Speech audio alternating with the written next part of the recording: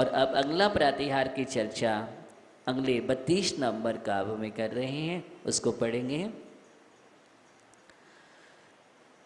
गंभीर तारे रवो पूरिते दिग्विभागश,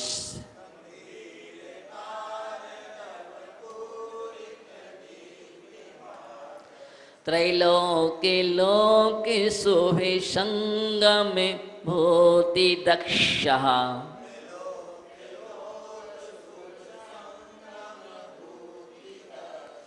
सधर्मी राजी जय घोषण घोषिकाशन,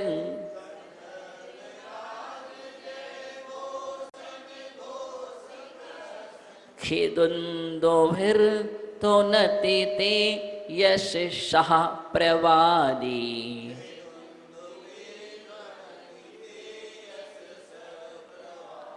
गंभीर तारे रवो पूरिते दिग्विभागश,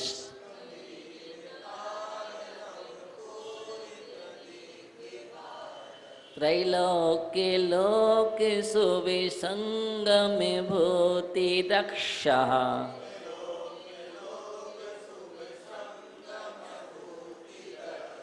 सधर्मी राजी जय घोषण घोषिकाशन,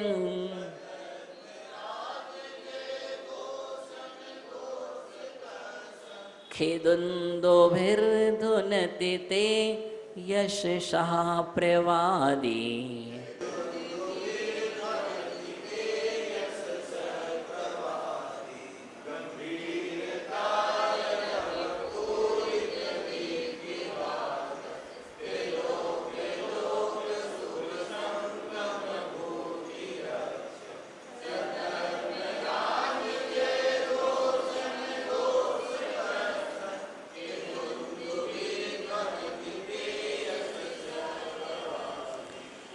इस काव्य में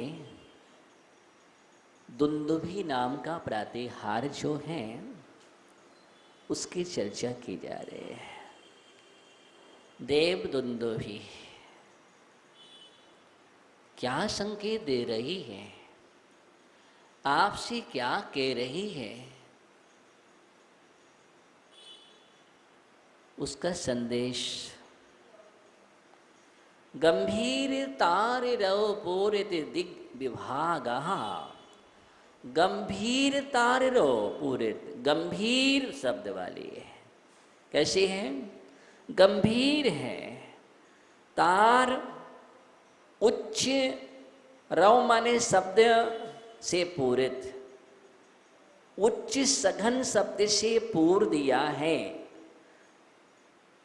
तार माने उच्च सघन, रव माने होता है शब्द, पूरित माने पूर दिया है। तो गंभीर माने गंभीर, गंभीर उच्च सघन शब्द से पूर दिया है। किसको? दिग विभागा। दिग माने दिशा, विभाग दिशाओं के विभाग को जिसने, किसको पूर दिया है? दिशाओं के विभाग को जिसने। दिशा कितनी होती है? 10 दिशा, और 10 दिशाओं को पूर दिया है। एक भी दिशा शेष नहीं है, न पूर्व दिशा, दक्षिण दिशा, पश्चिम दिशा, उत्तर दिशा, ईशान, आग्नेय, नैऋत्य, वायव्य, अधो, ऊर्ध्व, ये सभी दिशाएं जितनी भी हैं, ऐसे सर्व दिशाओं को पूरित कर दिया है।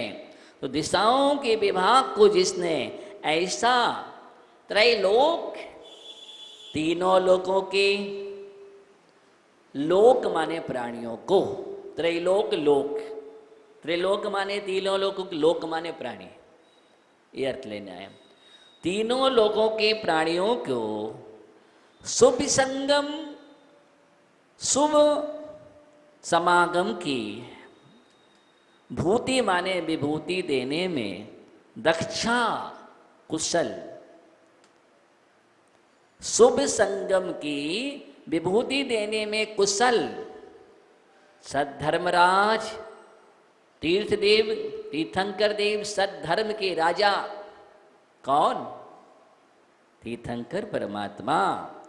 ऐसे तीर्थ, उनके तीर्थ की या तीर्थ देव की जय घोषण, जय घोषणा को घोष का घोषित करने वाला, उनके तीर्थ या उनके तीर्थंकर के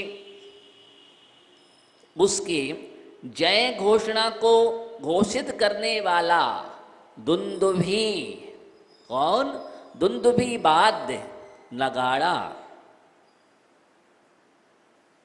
दुंदुभी वाद्य एक ऐसा नगाड़ा, ते आपका यशः, यश को प्रबादी सब ओर कोलाहल करता है। वो नगाड़ा या दुंदुभी वाद्य जो बज रहा है, वो पहली बात तो तीनों लोगों के प्राणियों को शुभ संगम की प्रेरणा दे रहा है। क्या दे रहा है? शुभ संगम की प्रेरणा दे रहा है और आपकी यश को फैला रहा है चारों ओर। यश का गान कर रहा है। तो यश को प्रबादी सब ओर कोलाहल करता, सन माने करता हुआ, खी माने आकाश में, खे माने आकाश में, खा खे, खा माने होता आकाश, खे माने आकाश में, धुनती शब्द कर रहा है। क्या कर रहा है?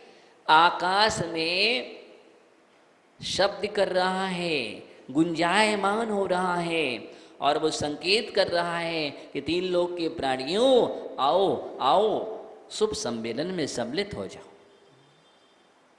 किसमें? शुभ संगम में। इस शुभ सम्मेलन चल रहा है और इस सम्मेलन में आकर के अपने आप को पवित्र करो। और दुंदुभी नाथ तीर्थंकर के यश का गुणगान कर रहा है, चारों ओर यश पताका को फैला रहा है कि तीर्थंकर प्रभु हैं, वीतराग प्रभु हैं, सर्वज्ञ प्रभु हैं। इनकी शरण में जो आता है उसका उद्धार होता है, कल्याण होता है और शरण में आने से उसका भी यश फैलता है। यश से यश मिलता है, यश से यश खिलता है। यश जिसको चाहिए वो यशोगान करे। क्या करे? यश जिसको चाहिए वो यशोगान करे। जितना हम वीतराग प्रभु का यशोगान करेंगे, जितना हम गुरुओं का यशोगान करेंगे, जितनी हम तीर्थंकर के देशना का यशोगान करेंगे, उतना ही यश कीर्ति आएगा। इसलिए जितना तुम अच्छाइयों का गुणगान करो,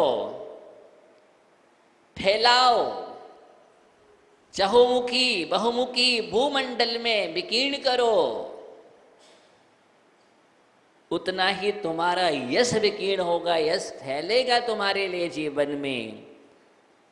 लोग चाहते मेरी कीर्ति हो, मेरा यश हो, मेरी प्रतिष्ठा हो, मेरा नाम हो, लेकिन वो काम नहीं करना है।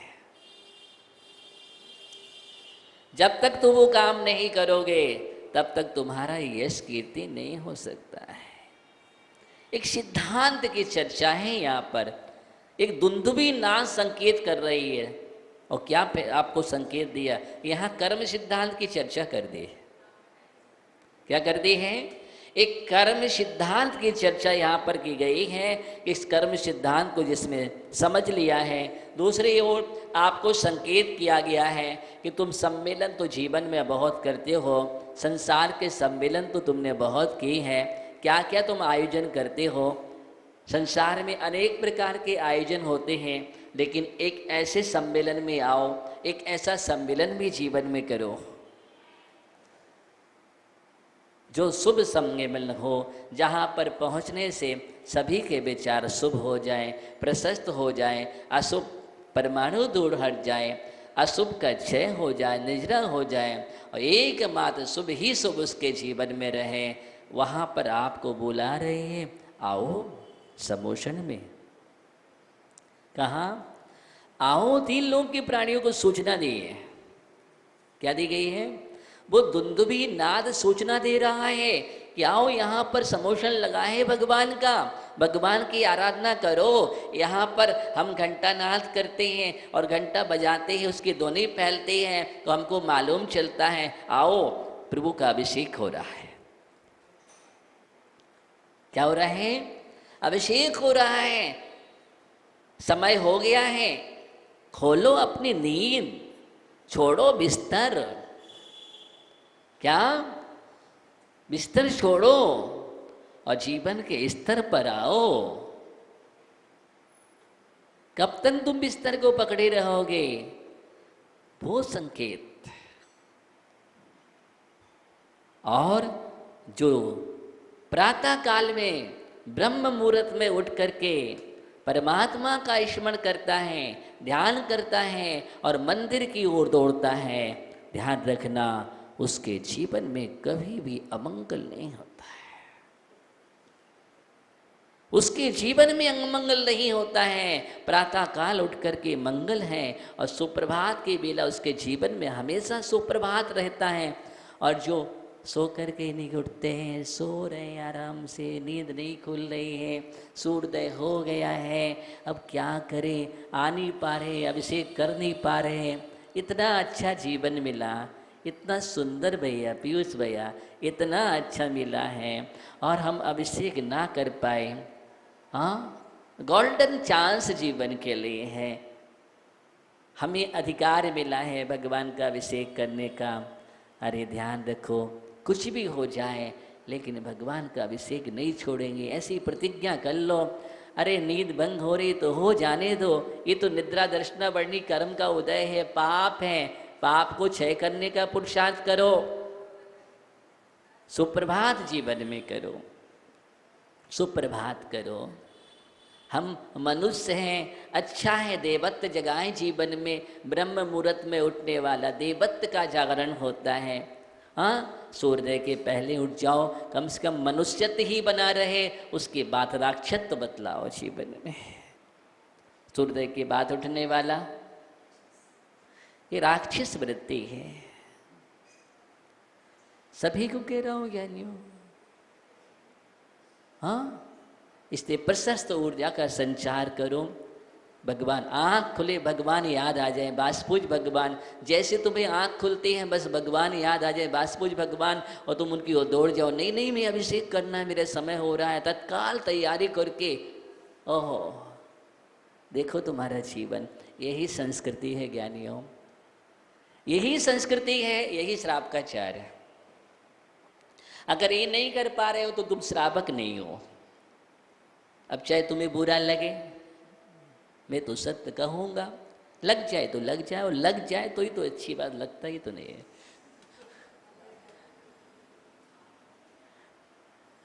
कहते लग गई बात, दिल में चुभ गई, अब मैं करके दिखाऊंगा, मैं यही चाह रहा हूं।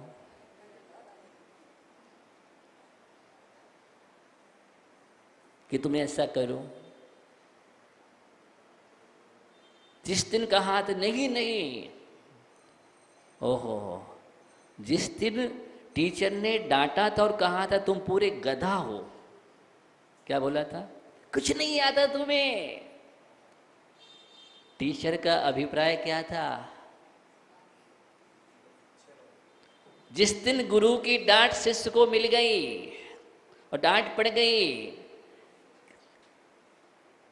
क्या करोगे तुम जीवन में? बस समझ लेना, उस डांट को स्वीकार कर लिया कि नहीं गुरुदेव, मैं समझ गया कि आपका संकेत कहाँ है,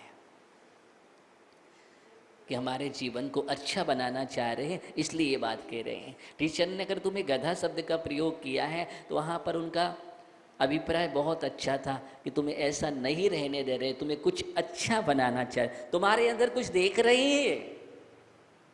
और विशेषता बतला दो, तुम्हारे अंदर कुछ देख रहे हैं, कुछ दिख रहा है उनको कि देखो एक अद्भुत प्रतिभा छिपी है, लेकिन प्रमाद में ये सब खो रहा है। सिर्फ प्रमाद को दूर करना ही गुरु का कार्य है। क्या करते हैं? प्रमाद को दूर कर देते हैं और अप्रमत्त दशा की ओर ले जाने का प्रयास होता है। और जो अप्रमत्त की ओर बढ़ जाता है उसका जीवन ऐसा हो जाता है जैसा यहाँ चल रहा है। इसलिए एक अच्छा व्यक्तित्व बनाना है, अच्छा उज्जवल आदर्श व्यक्तित्व का निर्माण करने के लिए अप्रमत्तता की आवश्यकता होती है। प्रमादी जीवन कभी अच्छा व्यक्तित्व नहीं बनता है। हम किसी का भी इतिहास उठा करके देखें, पढ़े, ऐसे ऐसे लोग भी हुए हैं कि आप सोच सकते हैं जीवन में क्या करेंगे, लेकिन ऐसा ऐसा करके चले गए कि आज हम इतिहास पढ़ते हैं।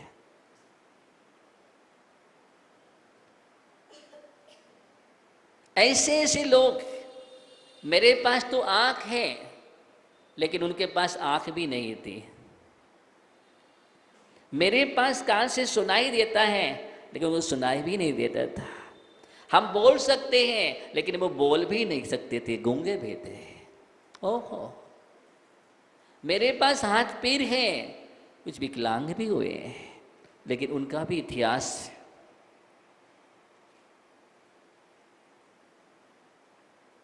देखो ना उठा करके, कभी इतिहास को अच्छी तरह से पढ़ा करो कि ऐसा जीव भी ऐसा कर सकता है क्या।